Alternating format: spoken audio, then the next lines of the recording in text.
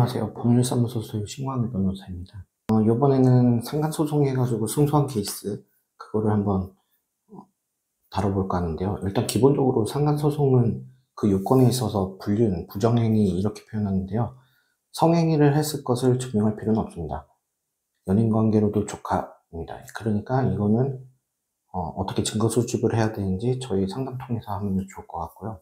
그리고 두 번째는 유부남이거나 유부녀인 거를 알았거나 알 수 있었을 것을 요구합니다.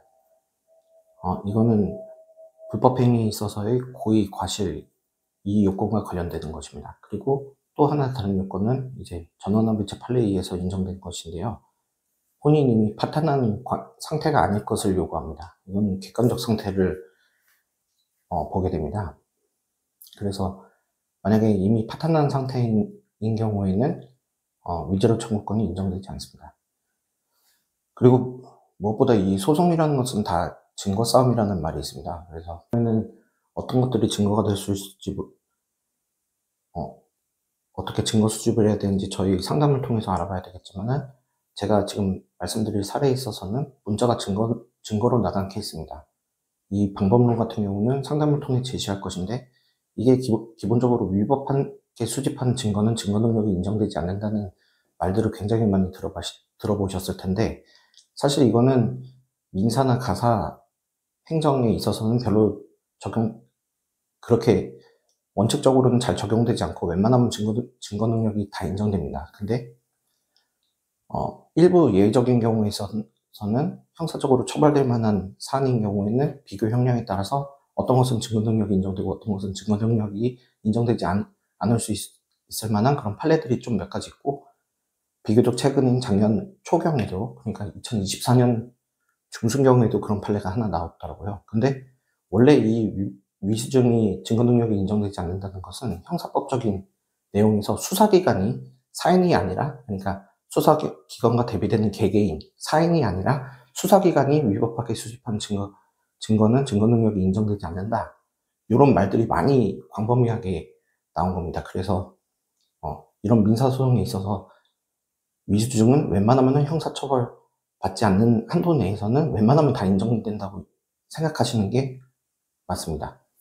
그래도 때로는 증거 능력이 인정되지 않을 수 있으니 그러니까 어떻게 증거 수집을 하는 것이 좋을지 상담을 통해서 하는 것이 좋겠죠. 근데 가장 대표적으로 많이 되는 케이스는 몰래 그거를 보는 경우일 겁니다. 몰래 보거나 몰래 지문을 통해서 하거나 아니면 디지털 포렌식 같은 거를 통해서 어느 기관에다 맡겨서 몰래 그걸 여는 걸 텐데 이거는 형사적으로 처벌되는 규정들이 있습니다.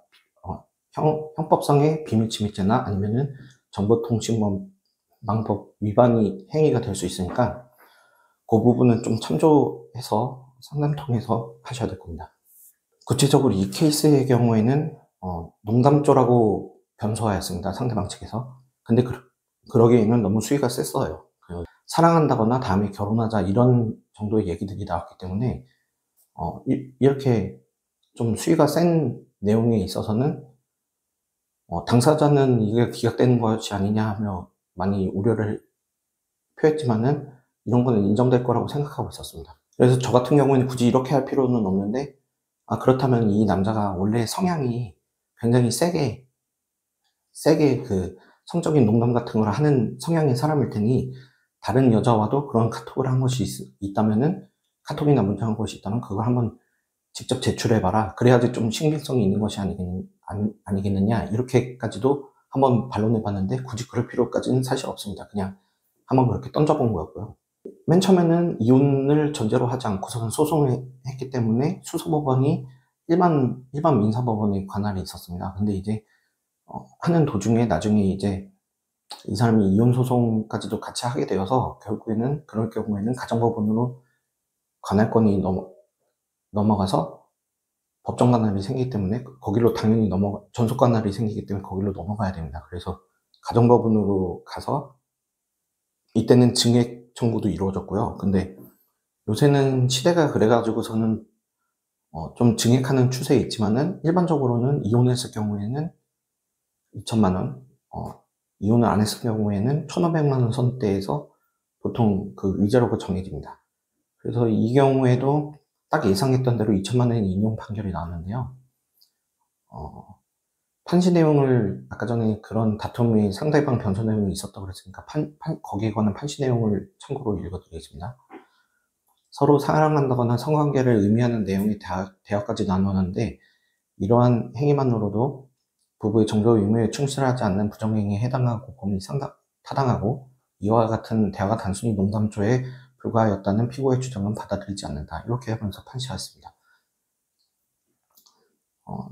상가소송을 하게 된 경우에는 이혼소송도 이어지는 경우가 많습니다. 근데 저희들하고 함께 할 경우에 양육권 문제라든가 재산분할 문제 등이 있어서 하나하나 치밀하게 따져 들어가고 하기 때문에 원고 입장이든 피고 입장이든 관련 문제가 있으신 분은 저희 사무실로 문의하시면은 좋은 서비스를 받으실 수 있을 거라 생각됩니다.